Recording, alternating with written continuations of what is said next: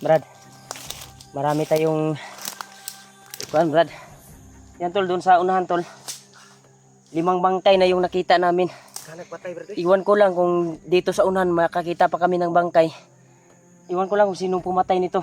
Baka sila dyan re. Sure ko ba, Brad, si Jojo Brad o si Janre naara sa ilang duha. Basig naara na sila diri ba? Naara sila diri. Kay kato tong buto-buto nga nadungog gina, murag diri to gikan jud. Grabe nagkalat yung bangkay dito tol. Sino kayang pumaslang? Pero yung nakita natin doon, ay hindi tama ng baril. Tama ng kuan eh, orasyon. Binalian ng liig. Janre jud guro bay. Janre jud guro diri naa diri tol. Kay iwan ko lang kung may orasyon ba yun si kuan. Parang Ano to si kuan bad kini. Kuan lang. Bagong gud yung liig. silingkin lang yung gamit siguro ng bandido na yun.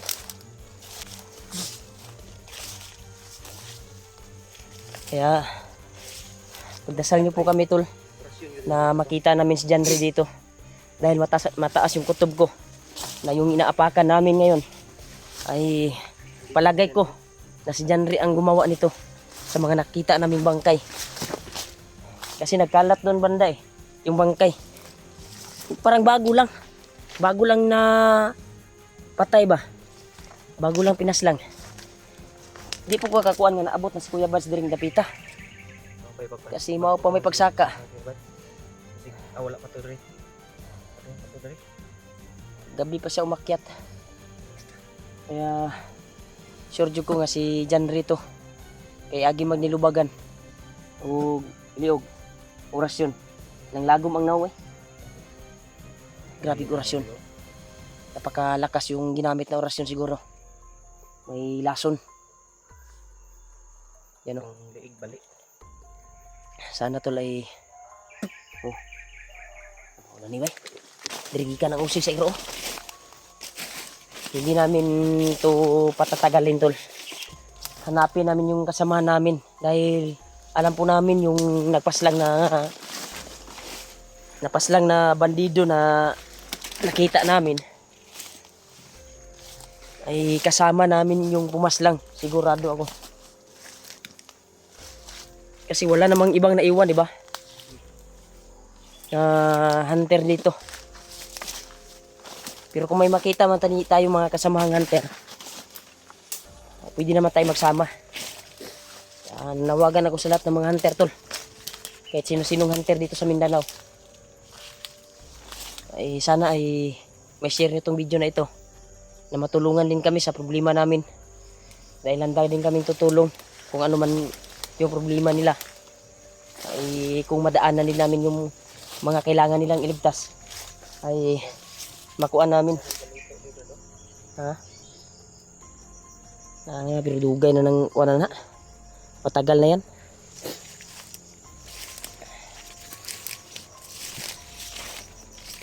Yung ko dyan sa aning area tol. Napakakuan talaga. Sukal at napakapanganib. Umalapit lang ito sa bahay ko. Yung mabaril na nakuha natin na napaslang natin ng mga bandido, pwede nating tipunin ba at ibinta kung kuan lang yun ta. Pero ang atong giunauna, ang atong kauban na maligtas na to, wala ta nagunauna sa ato ang pangsariling kuan mga kuan namong giunauna dito. Baka kung nandito na kami sa bundok, kung ano talaga yung pakay namin, yun yung pakay namin na iligtas yung mga nangangailangan ng tulong. Yeah. Kumpirmado yung mga patay na nakita namin tol ay mga kasama ko din yung gumawa. Hindi natin alam si Jojo yun, yung nagpumaslang nun. Pero ang tama kasi, orasyon kasi yung tama ng mga bandido. Kaya malaki ang posibilidad na si Janre ang gumawa. Di ba? lain po kay si Julius na gibalot naman to sa kapangyarihan ni Bagnot. Ginawa naman commander. Sayang yung kabutihan na ginawa ni Julius at pinapakita niya sa amin at ganun yung ginagawa niya. Pero nakaintindi naman kami tol sa pangyayari ngayon na kanyang katawan ay ginamit ng sama-sama at hindi na si Juan yung kaharap namin si Julius kundi iba na ang Juan ang nagdala sa kanyang katawan. Pero kaya pa yung gamutin Brad pag may Juan talaga. May pagkakataon na mahuli natin at makuan dahil isa sa sinabi ni Lolo Ambo yung kahit anong kapangyarihan ni Bagnot o anong hypnotize ay kayang gamutin yung Juan at pabalikin ang kanyang isipan. Dahil sinagawa ito ni Lolo Ambo. Gi-instrumentuhan niya. Maudyo ni epekto daw. Na kaya balikon ang panghuna-una sa tao. Kahit hypnotize na. Kaya ipabalik. Kaya wala tayong ikababahala tol. May araw din si Julius na mahuli natin at mabalik natin yung isipan niya. Ipagdasal nyo lang kami tol na matagpuan namin at makuha namin malukit na walang mga kasama o kahit ilang kasama lang kaya naman namin sagupain. Yun lang yung pagkita namin ay hindi inasahan, inunahan kami sa likuran. Di kami nakabantay dahil may dumating din sa harapan. Akala namin sa harapan lang yung Juan at biglang tinira yung sa likuran kaya kami napatakbo ni Julio at nakipagbakbakan ako, nakipaglaban habang naghanap ako ka Julio. Kaya sa awa ng Diyos ay nagsama pa rin kami hanggang ngayon. Sa ngayon ay punteriya namin, nahanapin namin yung pumaslang ng mga bandido dito. Malaking posibilidad na makasama ko yung mga pumaslang dito. Kung sino man yung kasama na yan, sana mahanap namin at matuntun. Dahil mas maganda na marami ang magsama-sama. Kaya assassin na Brad? Ha? Kaya assassin?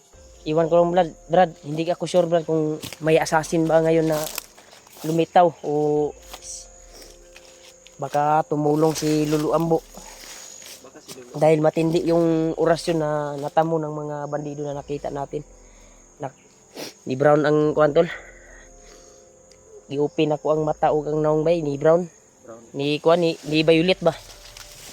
Murag gibunal-bunalan ba? Agi og lagom. Pero magkuhan lang tayo dahil may mga apak dito na sobrang dami.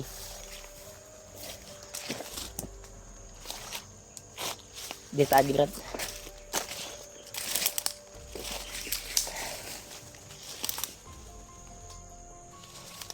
Alam ko yan sa Brad ha. Di ini area ha Brad. Magdalan yun sa mga bandido. May mga katag na dugo dito.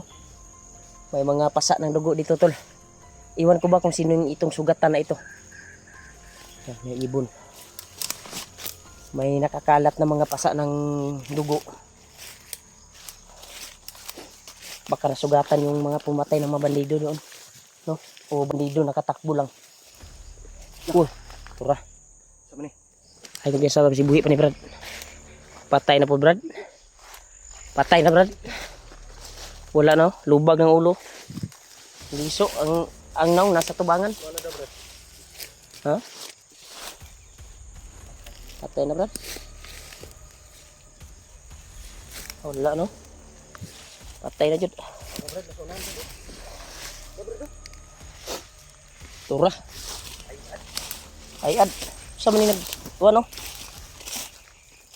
Patay na jud Brad. Wala ginawa. Wala ginawa tol.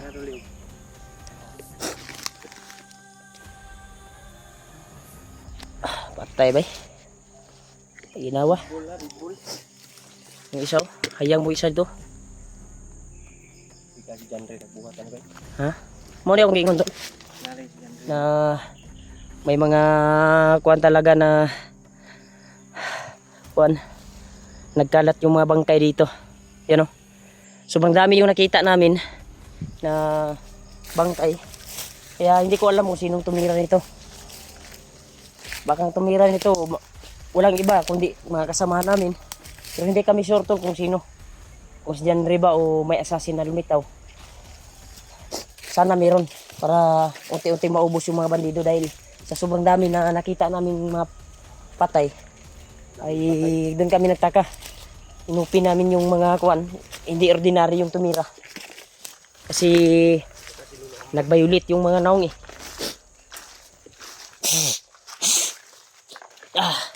Bayulit ang naong. May mga iro brad. Di lang takong plansal yun brad. Bayulit yung mga naong sa mga kwanton. Nakita namin yung patay. Nagkalat lagi talaga yung mga patay dito. Pero nagtaka ko brad dahil wala akong na... Kanina lang tayo naglalakad dito brad. Wala din akong nakitang nagmamasid na bandido. Inubos talaga. Tumayo yung balibo ko brad kung sino pumatay nito. Ha? Ilan yung nabilang mo na patay? Nasa 20 na siguro brad. Tahanan nato no? Sa 20 na siguro, daghan na kayo ng tauha, sayang sa kinabuhi sa tao, sa kuan eh, gigamit ra sama-sama. Pero wala tayong mahimo tol, wala tayong magawa. Kasi Ilahaman ng kung walang gagalaw na kuan ay palaging patuloy yung mga kasamaan na ginagawa nila. ilahaman ng kagustuhan. Kaya ang Sila sa demonyo. mga kalaban nila ay yung mga Marami kaming kagaya sa amin. mga nakahandusay na At alam na din ng mga baguhan ng mga bandido. nakita. Yung mga kalaban dahil bago sila pupunta sa area ay may mga picture siguro na may picture kami. Nakikita ng mga bandido na ito yung mga hanapin nyo. Parang yung tingin nila sa atin ba, wanted tayo sa kanila. Kung ano na yung kasalanan natin dahil gusto nila tayong tudasin at pahirapan. Isa din yan sa nakita ko sa mga bandido eh. Minsan lang yung papatayin, papahirapan ka talaga hanggang magdusa ka. At may naantay sila na maghuhukom ba. Ang isang maghuhukom, walang iba kundi si Bagnot. Isa ka desisyon ni Bagnot na tudason ka, patayo ka. Pero wala pa'y na kuan bay. Naabot ka Bagnot nga natudas jud. Iya ginahimo iyang alalay. Na hypnotize ba? Wata ka balo brad. Sige na tumahibaw ang panahon. May mahuli sa atin. Baka iba yung desisyon ni Juan. Lahat ng mga hunter na nahuli at nagbago na Tudasin. commander dating na nagbago ay tutudasin. Yun yung bagong Juan yun eh. Bagong utos ni Bagnot ngayon. Kaya delikado tayo kapag mahuli tayo. Dahil tutudasin talaga tayo. At huwag na tayong kumpiyansa brad. Pero nagtaka lang ako sa mga napaslang dito na mga nakita namin. Dahil hindi ordinary yung nagpaslang. Ay lahat ng natumba dito ay kakaiba yung nangyari. May mga aso brad ha.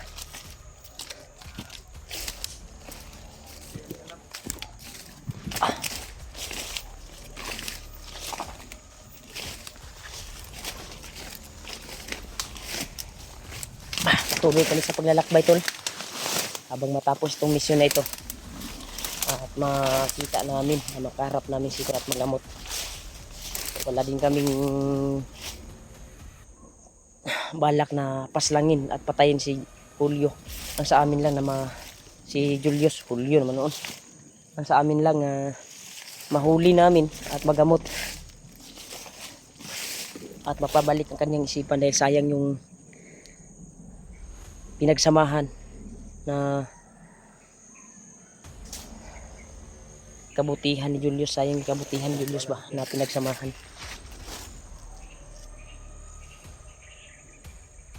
Napakabuti ni Julius pero wala tayong magawa. Ginamit yung kanyang utak at ang kanyang katawan ginamit sa masama. Kailangan mahuli natin at matulungan si Julius. Ginamit si Bagno. Patuloy tayo, bro. Dito tayo. Puntahan natin yung bundok na yun, oh. Ha? Yung nakikita natin dito. Diyan tayo. Diyan tayo. Baka doon patungo yung mga pumaslang ng mga bandido. Di pa natin alam kung sino talaga. Mga tol. Sana si Janry yan. Kung si Janry man yan. Pero kakaiba yung pagpaslang ng mga bandido. Napaka-kuan talaga. Brutal. Brutal yung pagtapos.